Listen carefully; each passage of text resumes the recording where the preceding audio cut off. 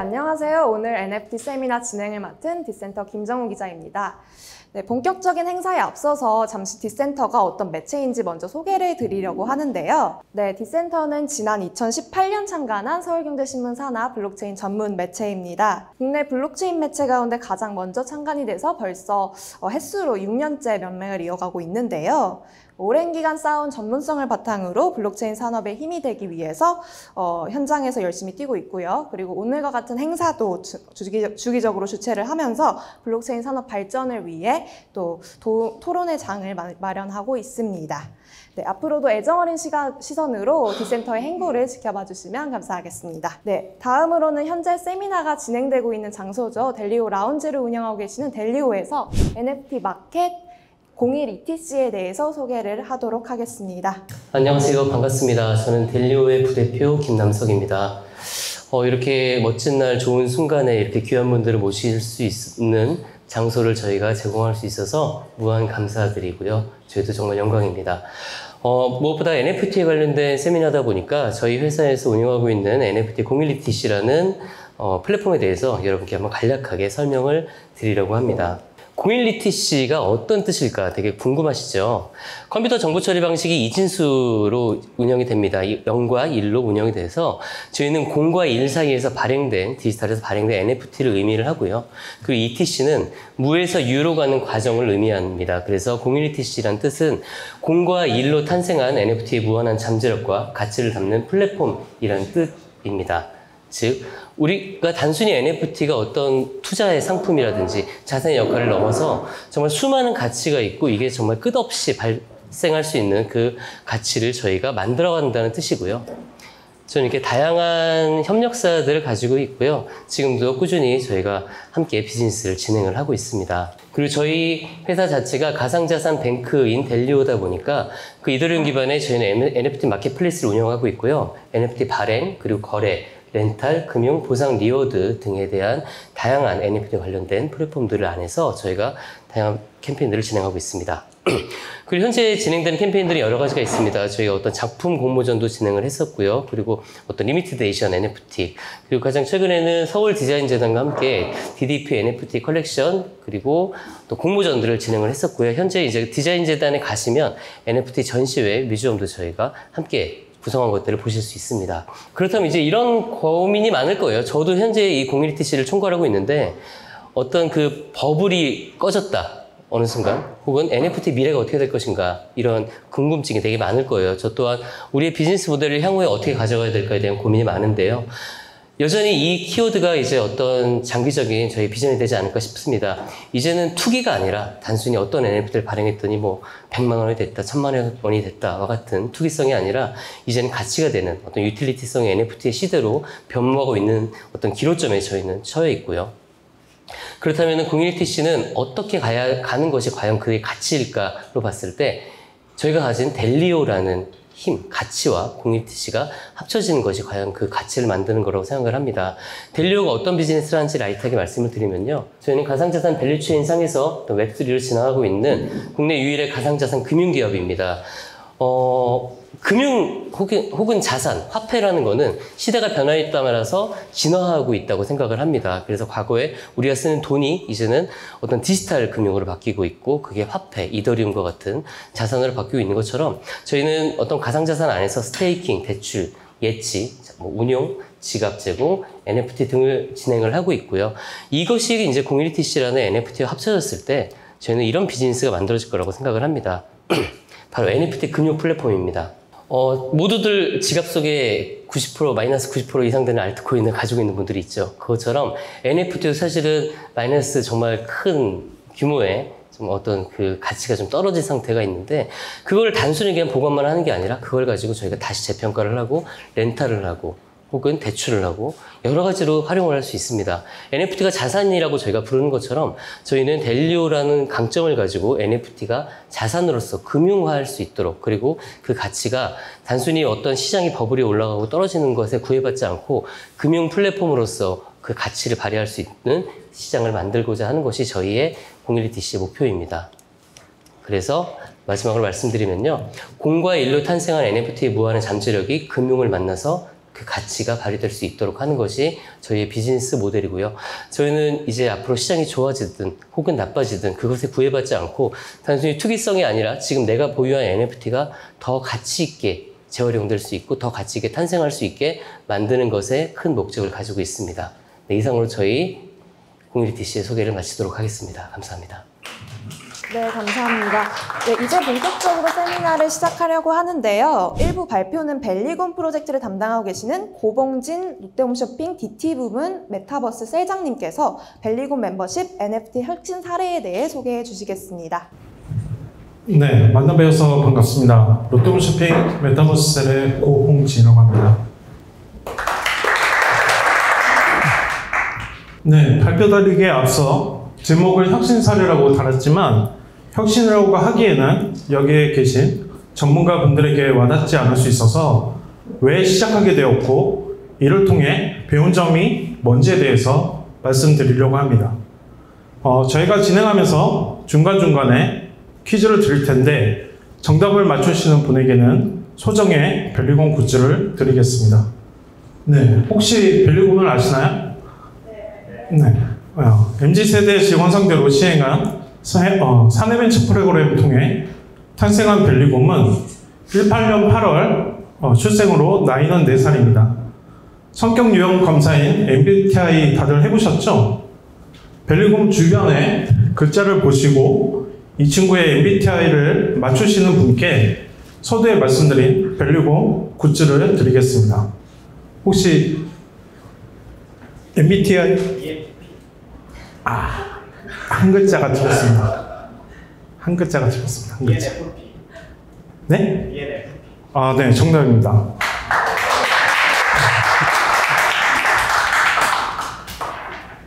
네.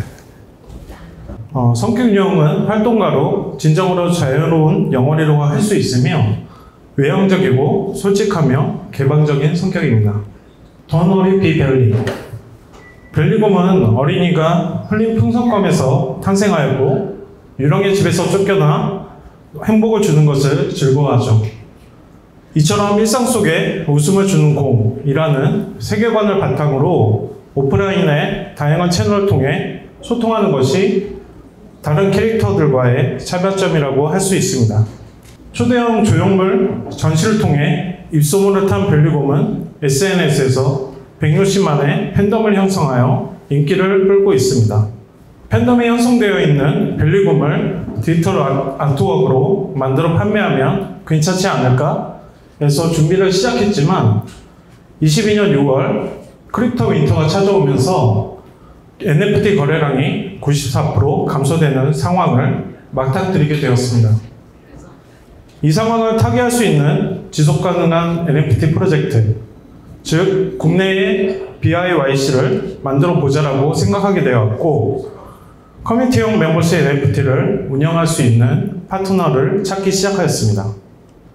이렇듯 NFT 시장은 디지털 아트 중심의 거래에서 희소성 가치가 있는 PFP로 넘어왔다가 크립토 윈터에서 살아남을 수 있는 실물 상품 연계한 멤버십 NFT로 빠른 가치 변화가 있었습니다. 온오프라인 연계한 실생활에 스며드는 대중화된 멤버십 NFT로 기업에서는 MZ세대 유인할 마케팅 수단으로 구상하고 있습니다.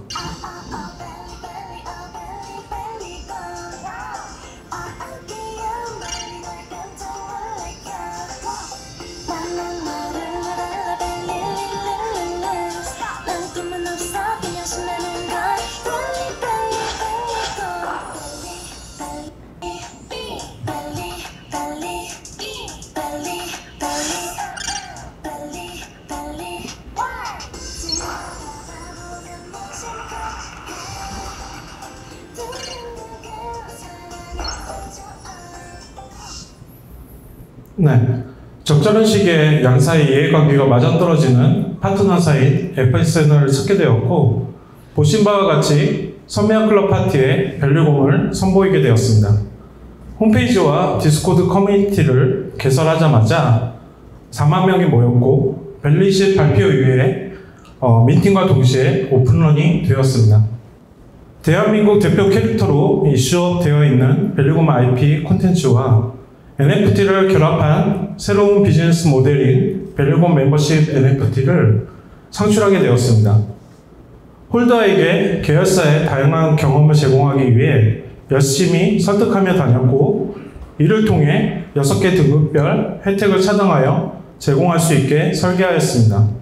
네, 대외적으로 보시는 바와 같이 성공한 멤버십 NFT 프로젝트로 인정받고 있지만, 이미 아시는 분들도 계시겠지만 과정 중에는 시행착오가 많았습니다. 쉽게 말씀드리자면 홀더에게 소속감과 상호 유대감을 잘 형성하지 못해서 발생한 오해를 매끄럽게 풀지 못했던 것 같습니다. 그만큼 커뮤니티 관리가 중요하다고 말씀드리고 싶습니다. 네, 두 번째 퀴즈입니다. 여기 이 장소는 어디일까요? 네, 맞습니다.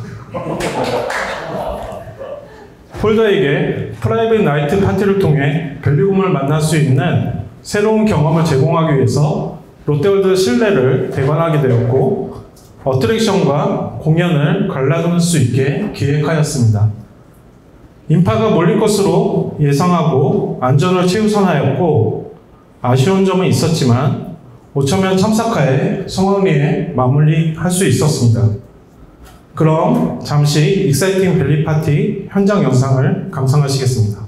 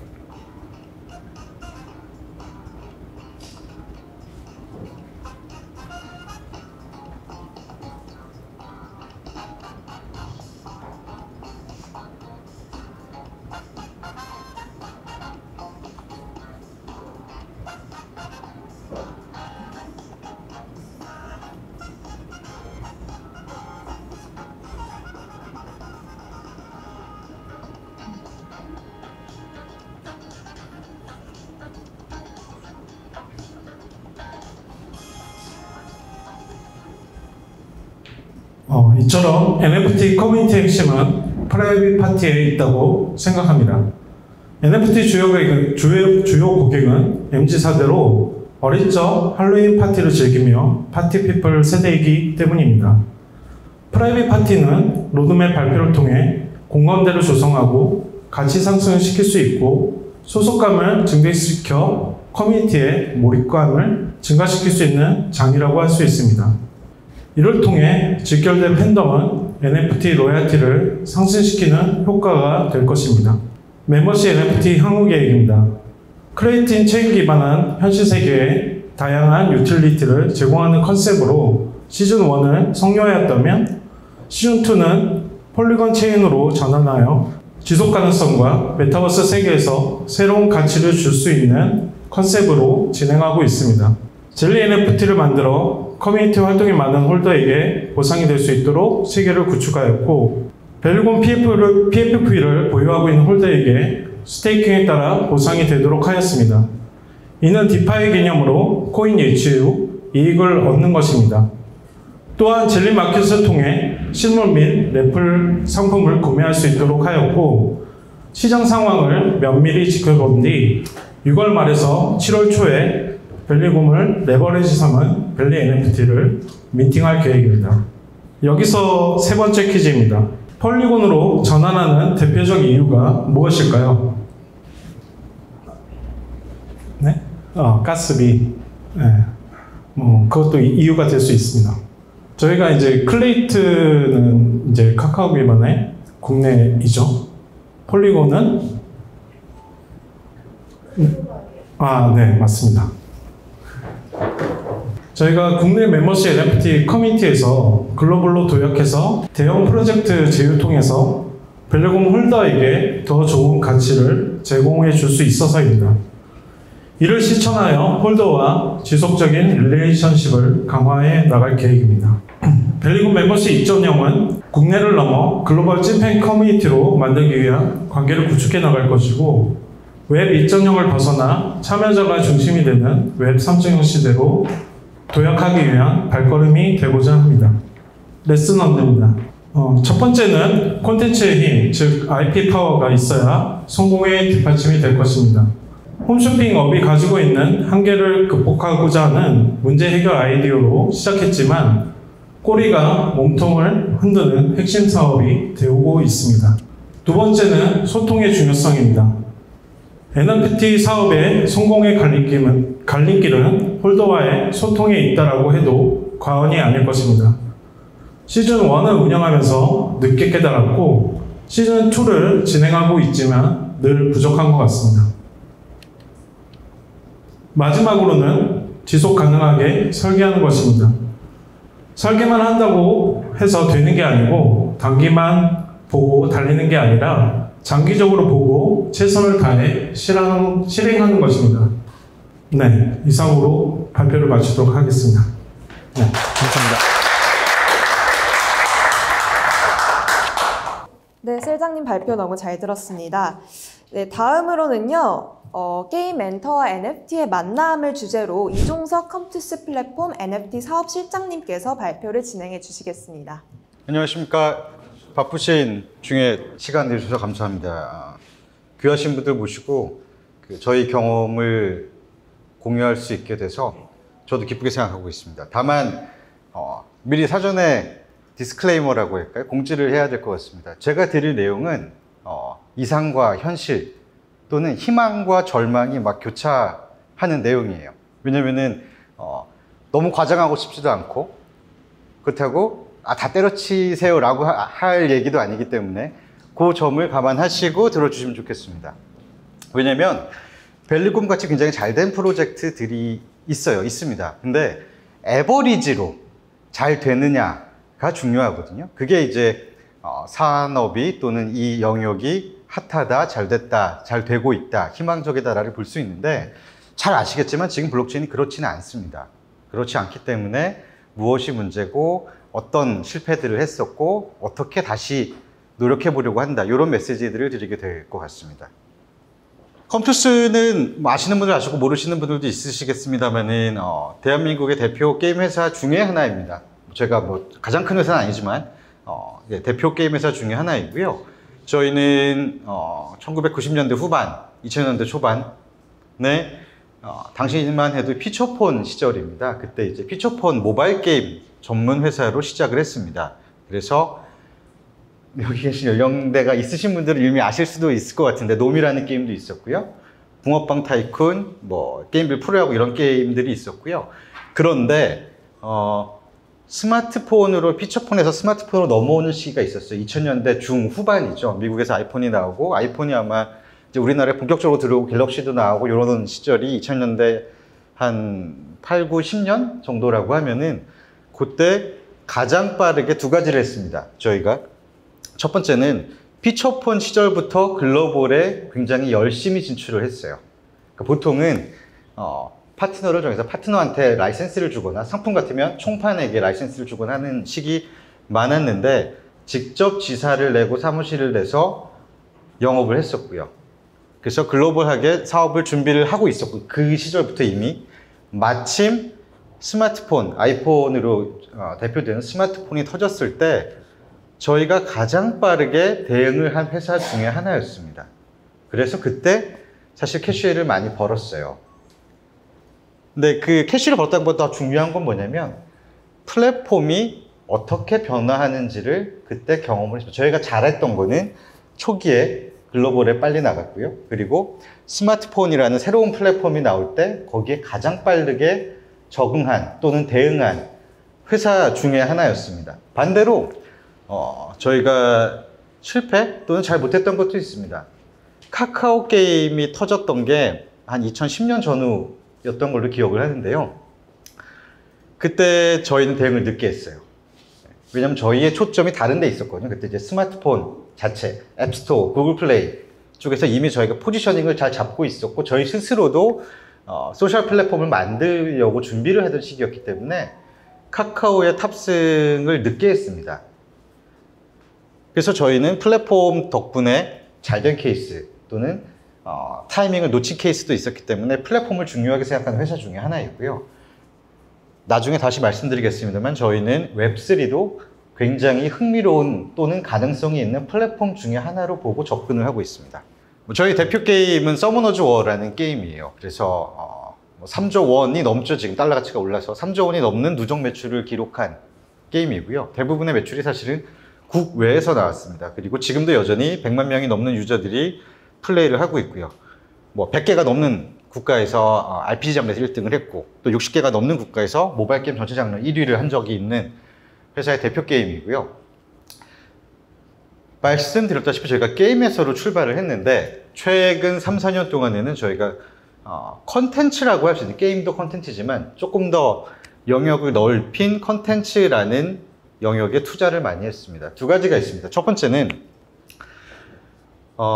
애니메이션을 예로 들어볼게요. 우리가 끊임없이 인터액션을 하면은 게임이고요.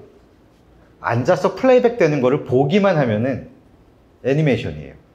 사실 옛날에는 이 프로덕션 툴이 굉장히 많이 달랐는데 지금 많이 흡사해졌습니다.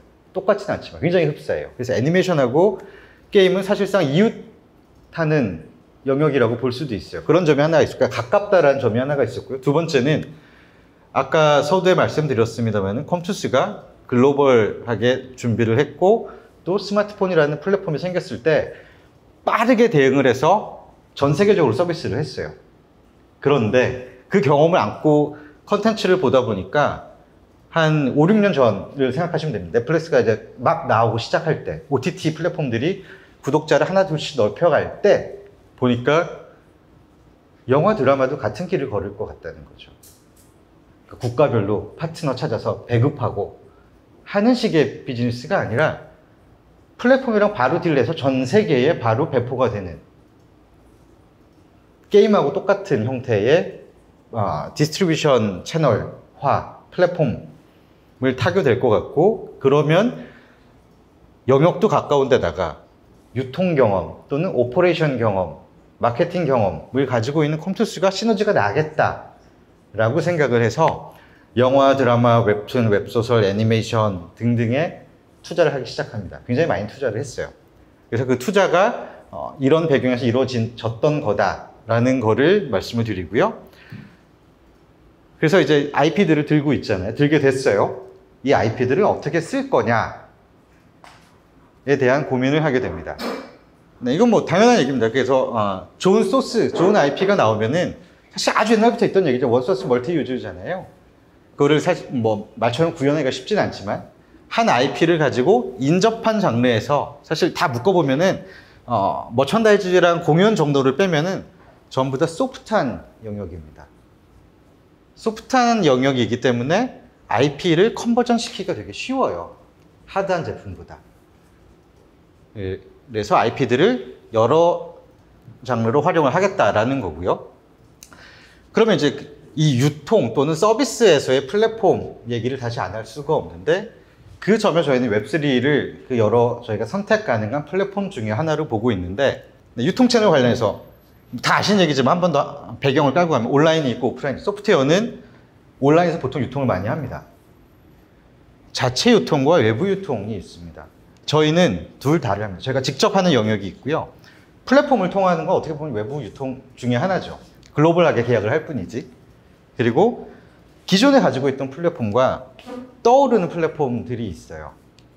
저희는 이 블록체인이 굉장히 흥미롭고 재미있는 특징을 가진 이머징 플랫폼 중에 하나다. 그럼 이 플랫폼은 어떻게 쓸 거냐로 보고 있습니다. 근데 웹3 전체를 말씀드리면 너무 기니까 이제 그중에 NFT로 넘어갈 겁니다. 얘기의 흐름을 설명을 드린 거고요. 잠깐 설명드리면 그래서 저희가 최근 한 3, 4년 동안 컨텐츠 쪽에 투자를 많이 해서 게임 회사로 포지셔닝이 돼 있지만 사실 밑단에는 컨텐츠도 많이 만들고 있습니다. 대표적으로 얼마 전에 했던 재벌집 막내 아들도 저희 그룹사, 컴투스 그룹사에서 만든 거고요. 뭐 영화도 제작을 하고 있습니다. 영화의 전체 제작은 아니지만 네, 저희가 뭐 부분적인 주로 이제 특수효과 관련된 제작 쪽에 참여를 많이 하고 있고요.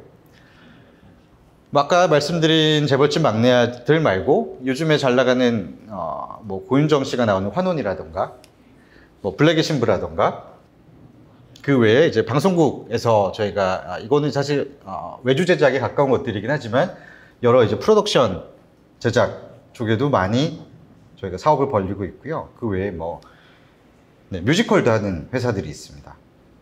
그러다 보니까 배우들이 있고 가수들도 있고요. 그래서 매니지먼트도 일부 하고 있고요.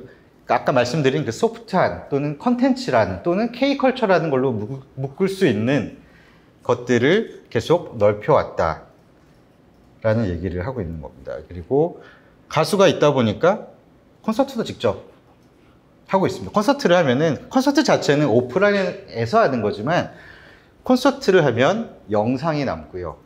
기타 2차적으로 활용할 수 있는 소프트한 콘텐츠들이 파생이 돼요. 근데 그것들을 활용하기 위해서 저희가 이쪽에도 작업을 하고 있습니다. 그리고 뭐 행사를 하는 회사도 있습니다. 폴리곤도 만나고 솔라나도 만나고 뭐 어제한테 다 만나요. 한 7군데, 8군데 정도 만났던 것 같습니다. 쭉 하다가 저희가 직접 만들기로 했는데 제일 큰 이유는 몇 가지가 있습니다. 사실 첫 번째는 저희는 아까 말씀드렸다시피 웹2에서 일반적인 영역에서 이미 많은 자산이라고 하면 IP랑 유저예요. 팬베이스, 게이머. 이걸 들고 있는데 이걸 놓고 웹3에서 새로 시작할 필요는 없잖아요. 이분들을 아울러야 되는데 문제는 웹3 해보셨으면 많이들 아시겠습니다만은 이게 여러 가지로 특히 UX적으로 건너기가 굉장히 힘든 강이 있어요.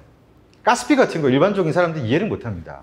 내가 100원이라고 써 있어서 100원을 냈는데 심지어 원도 아니고 달러를 구해서 10센트를 더 내래. 이게 사실 직관적으로 이해하기 되게 힘든 거거든요. 그러니까 처음 한다고 하면은. 뭐 그런 거를 쉽게 굉장히 많습니다. 그래서 그런 것들을 어떻게 갭을 메꿀까에 대해서 고민을 많이 했고, 그 당시에 메인넷 하시던 분들이 그거를 메꾸는 게 우선순위가 낮았어요. 그러니까 한 뭐 1년, 2년 후에 로드맵에 들어가 있고 그랬거든요. 그래서 그런 것들을 우리가 목마른 사람이 몸을 파자라는 게 하나가 있었고요. 두 번째는 작년이면은 그 정부 당국에서 이제 규제의 시선으로 웹3를 블록체인을 볼 때예요. 그러다 보니까 저희는 어차피 늦게 들어오기도 했고, 그러다 보니까 저희의 차별점에 대해서 고민을 많이 했는데, 그래, 규제를 다 맞추자. 잠재적인 규제가 나올 법한 것들을 다 맞추자. ISMS건, SOC 리포트건, 뭐 회계 감사건, 시스템적인 통제건 다 미리 준비를 해놓자. 심지어 금융권에 또는 정부 프로젝트에 지원을 해도 될 수 있을 만큼이 저희의 차별화 포인트 중에 하나로 삼기로 결정했습니다. 그래서 메인넷들을 쭉 만났어요. 만났는데 이게 그 상호 대치되는 개념입니다. 그러니까 탈중앙화를 할수록 통제가 될 수가 없잖아요. 시스템에 대한 자율 통제 정도 외에 되게 이렇게 촘촘하게 사고가 안 나게 막는 그런 통제가 될 수가 없어요. 철학적으로 안 맞잖아요. 더구나 메인넷 하시는 넷들, 그 조직들을 보면은 약간 점조직 비슷한 데들이 많습니다. 그러니까 점조직이 나쁜 의미가 아니라 흩어져 있고요. 그러니까 너무 굉장히 분산되어 있는 거죠. 그러니까 그 시스템적으로뿐 아니라 조직적으로도 분산이 돼 있어서 그런 것들 대응하기가 되게 힘든 거예요. 그래서 저희가 하는 게 낫겠다라고 저희가 런칭을 했습니다. 런칭을 하고 아까 말씀드린 그런 점들을 차별화로 삼고 그 위에 올라갈 콘텐츠로는 우리가 들고 있는 게 콘텐츠, K컬처 콘텐츠였으니까 게임을 비롯해서 문화와 게임, 엔터 등을 아우르는 콘텐츠를 올리겠다라는 포부로 런칭을 했습니다. 그게 8월 말 9월 초입니다. 작년. 어찌됐건 우리는 꿋꿋하게 갈 길을 가자라고 해서 지금까지 게임들을 온보딩을 합니다. 일단 저희 게임들을 먼저 온보딩을 해서 기본적으로 테이블을 채우는 작업들을 했고요. 지금까지 6개를 런칭을 했습니다. 저희 것들로 테이블을 먼저 채운 다음에 저희는 당연히 이제 퍼미션리스, 그러니까 누구나 온보딩 할 수 있는 메인넷을 지향했기 때문에 다른 파트너들 것들도 올 하반기부터 계속해서 올라올 겁니다. 지금도 올라와 있는 것들이 있고요. 올 하반기 여름부터는 조금 큰 IP들이 런칭이 될 겁니다. 미니게임 천국은 저희가 피처폰 시절부터 서비스를 했던 IP이고요. 뭐 1000만 다운로드 이상 나왔던 게임이에요. 서머너즈 1은 서머너즈 크로니클은 서머너즈와 IP를 활용한 MMORPG 버전이고, 저희가 스팀이라고, 그러니까 모바일하고 온라인 PC를 동시에 지원하는 플랫폼을 런칭을 했는데, 스팀이라고 하는 PC 쪽에서는 가장 큰 플랫폼에서 탑10 안에 들었었고요.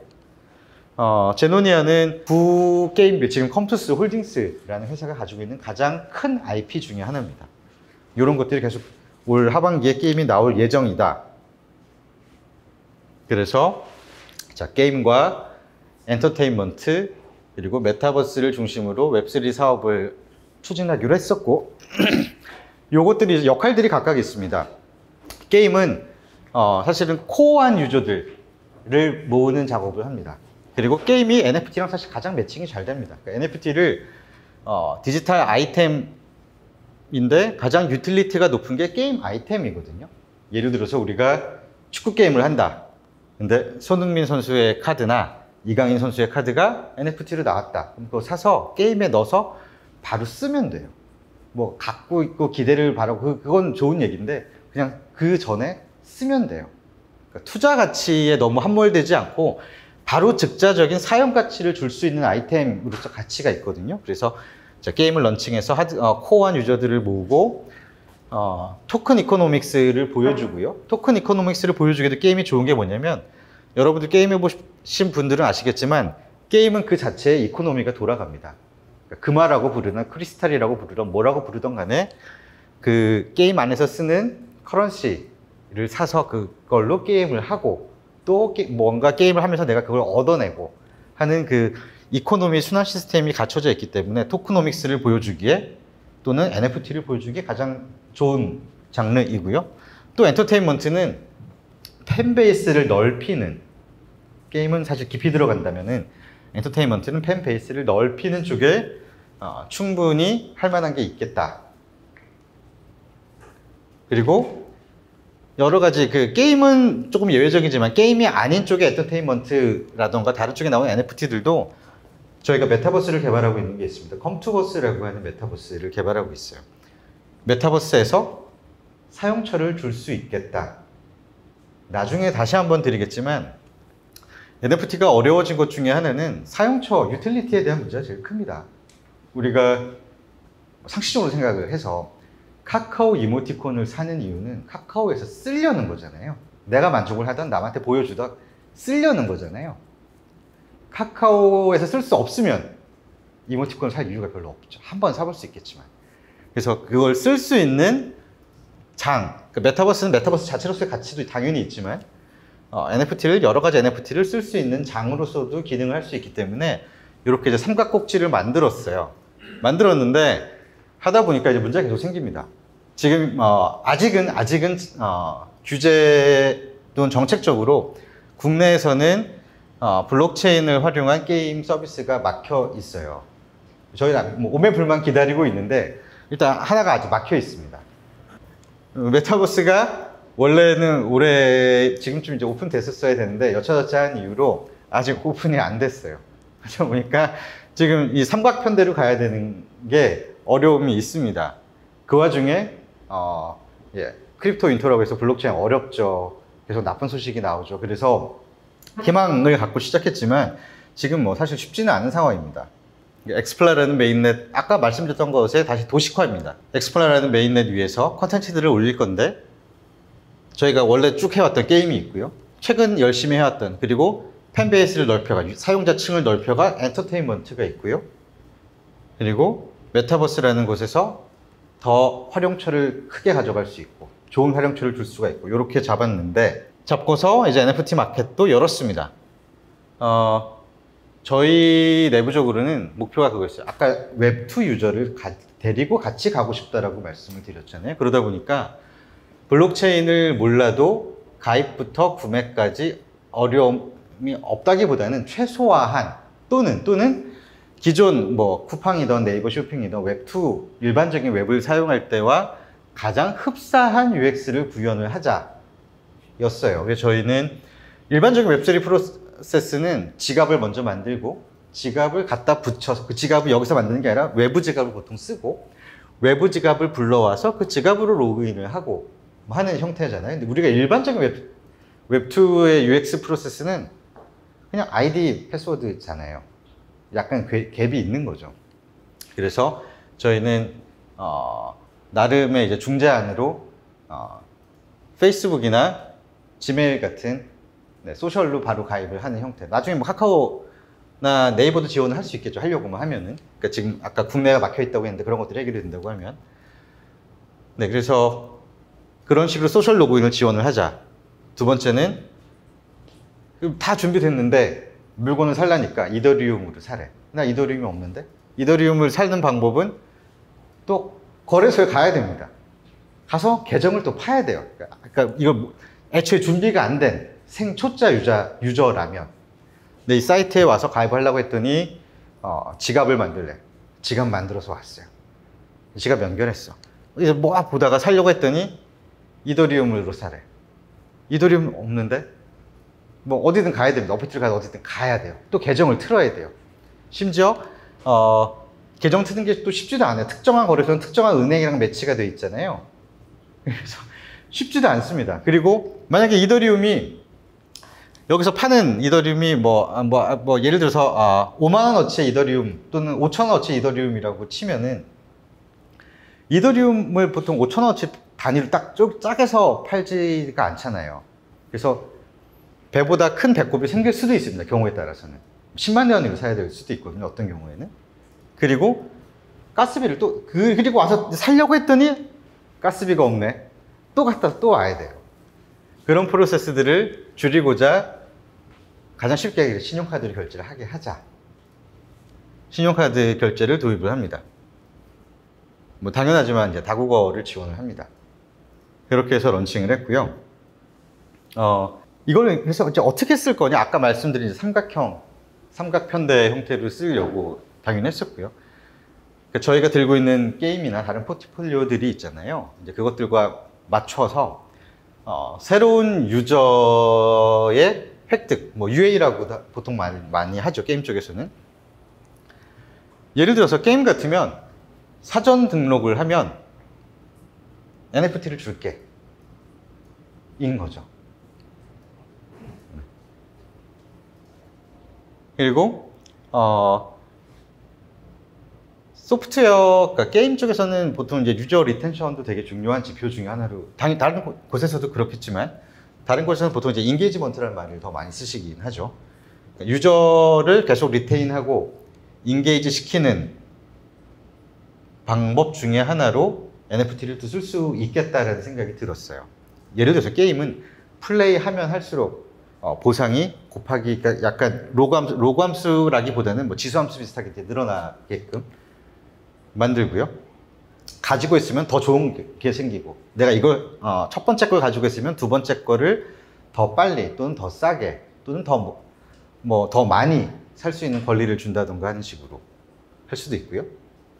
그리고 아까 말씀드렸다시피 여기서 가지고 있는 NFT를 조금 기다렸다가 메타버스가 나면 메타버스에 쓸 수 있게끔 해주고, 논리적으로 구성을 했습니다. 그렇게 해서 저희가 가진 것들을 가지고 여러 가지를 냈어요. 여러 가지 형태로 저희가 실험을 했습니다. 뭐 대부분 실패하긴 했어요. 실패했다는 거는 이제 기대했던 만큼 매출이 안 나왔다는 뜻이라고 보시면 되고요. 저희가 했던 것 중에 스타 포토카드 또는 동영상의 컬렉션 버전, 그러니까 뭐 아이돌 포토카드 많이 모으시잖아요. 그거의 디지털 카드 또는 동영상 카드 형태로 컬렉터블 시리즈를 낸 것도 있고요. 또는 뭐 팬카드, 그러니까 팬 카페가 있잖아요. 그 팬 카페에 뭐 VIP권 형태로 해서 낸 적도 있고, 또는 팬카드에 가입하면 그냥 무료로 주는 선물 형태도 있고, 여러 가지 형태를 해봤습니다. 그래서 컬렉터블 카드 같은 거는 뭐 그 자체가 상품인 거죠. 상품이고, 팬카페에 가입하면 주는 거는 어떻게 보면 사은품 형태예요. 과자 사면 띠부실 들어있는 것처럼. 그래서 여러 가지로 실험을 해봅니다. 또 다른 형태도 해봅니다. 그래서 뭐 근데 NFT를 사면 사실 기부가 되는, 그러니까 수익금을 기부하는 형태, 또는 아트는 사실 뭐 니치 마켓이면 여전히 가는 거죠. 근데 아트 중에서 뭐 셀러비 그림을 파는 형태도 해봤고요. 그리고 일반적인 오픈시 같은 데서 활동하시는 분들의 디지털 아트도 판매를 당연히 해봤고 지금도 하고 있고요. 그리고 멤버십 형태도 최근에 했었습니다. 하나는 네, 이건 엔터 멤버십. 멤버십은 아까 벨리곰들에서 아시겠지만 홀더들을 가지고 커뮤니티를 만들게 한 다음에 그 커뮤니티 멤버들에게 지속적인 혜택을 주는 형태인 거잖아요. 게임과 엔터에 대해서 각각 해봤습니다. 그래서 저희가 이제 여러 가지를 해보고 여전히 고민 중인 것들이 있습니다. 말씀드리지 않아도 잘 아시다시피 NFT뿐 아니라 웹3 블록체인이 현재로서는 좀 어려운 시기를 겪고 있기 때문에 뭐 가장 이제 초기에 많이 했던 것들이 한정판 시리즈 멤버십 같은 거죠. 모든 멤버십이 실패한 건 아닙니다, 당연히. 근데 아까 말씀드렸다시피 에버리지에서 잘 되려면 뭐가 돼야 되는가, 반대로 뭐가 지금 부족한가에 대한 거고요. 잘 안 된 프로젝트들이 많았어요. 아시겠지만 로드맵을 준수하지 않고 발행자들의 뭐 비윤리적인 행위라던가 궁극적으로 프로젝트가 와해되면은 들고 있는 분들은 이 사용가치 이거 들고 있으면 뭐 할 건데 에 대한 사용가치가 없이 투자가치로만 사신 분들 또는 그렇게 마케팅이 된 포지셔닝이 된 프로젝트는 더한 거죠. 사용가치가 없으면 투자가치마저 떨어져 나가면 그럼 뭐 쓰레기인 거잖아요. 그런 사례들이 굉장히 많았고, 또 반대로 발행자 입장에서 보면은 이게 커뮤니티에서 발행한 거면 조금 다를 수가 있는데 애호가들끼리 재미로 발행했다면, 근데 어찌됐건 우리가 뭐 일반적으로 이제 이윤을 추구하는 회사라고 할 수 있는 데서 발행을 했다라고 하면은 결국은 수익이 나야 되는 거잖아요. 수익성이 담보가 되느냐, 이 꼴 지속할 수 있느냐, 이거 어떻게 끌고 갈 건데 앞으로 3년을 계속 돈을 벌면서 운영비를 충당을 하면서에 대한 의문이 계속 들다 보니까 지속 가능한 사례가 많이 나오지 않았습니다. 또 한편으로는 이제 그 이후에 많이 나왔던 것들, 저희도 했어요. 저희도 했던 것들 중에 하나가 보증서를 해보자. 사실 NFT의 위변조가 안 되는 그 기능 중에 하나가 굉장히 독특한 특징이잖아요. 그러다 보니까 조금이라도 고가의 상품 같으면 보증서를 옛날에는 종이로 영수증을 발행하고 종이를 발행하다가 최근에는 명품 사면 이제 등록한 이 어카운트로 이메일로 날아오잖아요. 우리가 샤넬 가방을 산다고 하면 그거를 아예 NFT로 발행을 할 수도 있지 않을까? 그래서 그런 것도 시도를 해봤고요. 또는 즉자적으로 쓸 수 있는 뭐 티켓 같은 거, 콘서트 티켓 또는 무슨 이벤트 티켓을 NFT로 발행을 하자. 사실 이거는 일회성이긴 하죠. 쓴 다음에 없어지는 거잖아요. 그 사용 가치가 바로. 그렇지만 뭐 마케팅적으로는 또 의미가 있을 수 있어서 이런 것들을 해봤고요. 현물과 결합하는 형태도 여러 가지를 해봤습니다. 그러니까 현물과 결합하는 거는 이 블렌드를 이렇게 믹스를 어떻게 둘 거냐에 따라서 되게 다양해질 수 있습니다. 극단적으로는 현물이 거의 99%고 현물을 사면은 증정품으로 NFT가 따라와 인 경우가 있잖아요. 근데 그 증정품이 누군가에 되게 중요할 수 있죠. 띠부실처럼 저희 피카츄 모으려고 제가 쓴 돈을 생각하면서 반대로 NFT가 중심이고, 그러니까 조금 고급의 아트라면은 NFT를 사면 사실 디지털 아트의 가장 큰 문제 중에 하나는 아트를 사는 분들 중에 이걸 내 마당에 걸어놔야지, 마당이 아니라 내 집에, 사무실에 이런 욕구를 또 가지고 계신 분들이 있잖아요. 디지털 아트 그거 하기 쉽지 않으니까 아트를 사면은 아트는 뭐 예를 들어서 뭐 몇백만 원인데 1000만 원인데 추가로 현물을 드립니다. 집에 걸 수 있는 액자를 드릴게요. 디지털 아트에서 특정한 장면을 찝어서 가 될 수도 있고요. 근데 이제 그런 것들 여러 가지 해봤는데 잘 안 됐다기보다는 이런 것들도 사실 제약점이 일부 있습니다. 뭐 아시겠습니다만은 가치가 외부 가치에 부속될 위험성이 되게 커요. NFT의 가치가 아니라 NFT랑 결합된 현물. 그러니까 뭐 샤넬 가방의 NFT라고 하면은 결국은 샤넬 가방이 핵심인 거잖아요. NFT는 되게 보조적인 거고. 그러니까 NFT는 상품이라기보다는 그 상품의 특정한 무언가를 위한 수단이 되는 거죠, 이 경우에는. 또 사용이 제한적인 경우가 많습니다. 뭐 티켓 같은 거, 이벤트 티켓 같은 거는 한 번씩 일회성이잖아요. 끝이잖아요. 그리고 아트는 물론 자리 잡은 영역이긴 합니다만 사실 아트는 그 아트 특유의 어떻게 보면 이제 니치한 제한된 영역에서만 쓰이고 있기 때문에 이것도 뭐 해봤는데 또 다른 걸 어떻게든 돌파구를 더 찾아봐야 되겠다라는 니즈를 갖고 있고요. 저희도 아직 답을 찾지 못했습니다. 여러 가지로 시도를 하고 있습니다.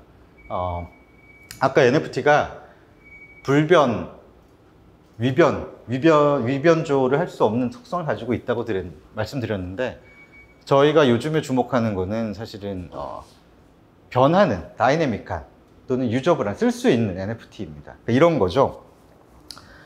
멤버십 같은 경우에 이거를 기간을 둡니다. 1년 회원권, 에버랜드 연간 회원권 이런 거 많이 하시잖아요. 1년이면 만기가 되잖아요. 기본 NFT의 정의는 만기가 없어요. 근데 사실 만기를 두면은 이걸 더 잘 굴러가게 할 수 있어요. 1년이면 끊어지니까 새로 판매할 수 있고. 이해가 되시죠? 예, 만기를 기간을 정한다던가 게임 같으면 사실 그런 거 아닙니다. 월정액제, 월에 얼마 내면 그 기간 동안 뭐 되게 많이 퍼주는 그런 비즈니스 모델을 많이 가지고 있어요. 또는 쿠폰처럼 몇 번 쓰는 거 이런 거 많이 하잖아요. 우리가 5번 쓸 수 있는 쿠폰 같은 거. 그런 식의 NFT, 그러니까 사실 NFT의 사용성을 높이기 위한 겁니다. 이게 사용성을 높이기 위해서 유저블한 또는 다이나믹한 또는 NFT를 한 개 갖고 있을 때는 뭐 노멀 등급, 뭐랄까요, 뭐 브론즈 등급이었는데 NFT를 2개 가지고 있으면은 그 NFT가 다이나믹하게 2개를 합쳐서 뭐 실버 등급으로 변하는 거예요. 그런 식의 변하는 속성을 또는 사용하는 속성 또는 폐기할 수 있는 형태, 여러 가지 뭐라고 하든 간에 그런 것들을 활용한 NFT를 해보자.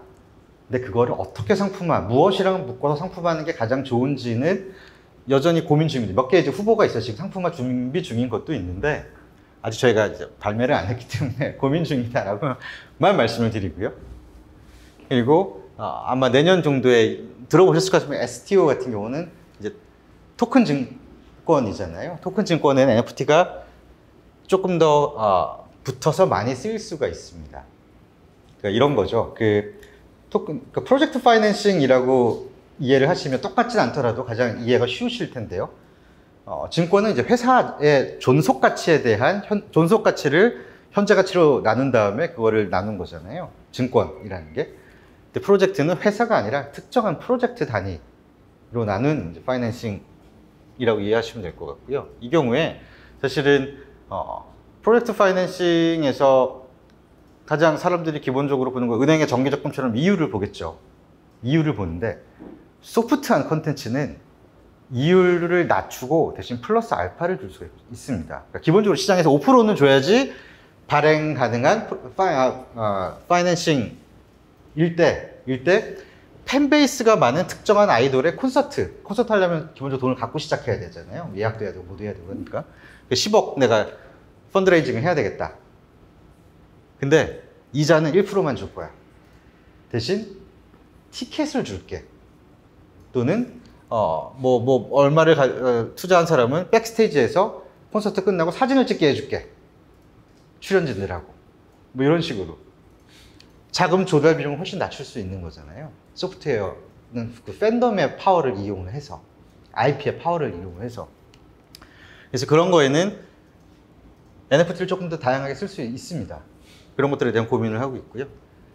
아까 웹2 사용자에게 친화적인 UX를 고민했다고 말씀드렸는데 여전히 더 나가야 될 게 있습니다. 저희가 많이 듣는 CS 중에 하나가 이런 거예요. 니모닉을 잃어버렸습니다. 저 어떻게 해야 되죠? 거기에 뭐 예를 들어서 그런 경우는 없지만 뭐 1000만 원어치의 뭔가가 들어있다고 치면 사용자 입장에서 정말 황당할 노릇입니다. 그리고 모르는 사용자는 그 회사가 복구시켜 주겠지라고 믿어요. 철석같이. 안 됩니다. 회사가 복구를 못 시킵니다. 그게 블록체인의 속성이에요. 근데 이런 거 어떻게 지금 풀어야 됩니다. 저희 입장에서는 서비스를 하려면. 그리고 웹2 유저들이 조금이라도 편하게 쓰게 하려면 웹3 우리가 오센틱한 정통의 웹3가 아니다라고 한 발 내려올지언정 사용자를 위해서 사용성을 끌어올려야 된다는 고민을 하고 있어요. 어디까지 양보하고 어디까지 믹스하는 게 가장 좋은 건가에 대한 고민을 지금도 하고 있고요.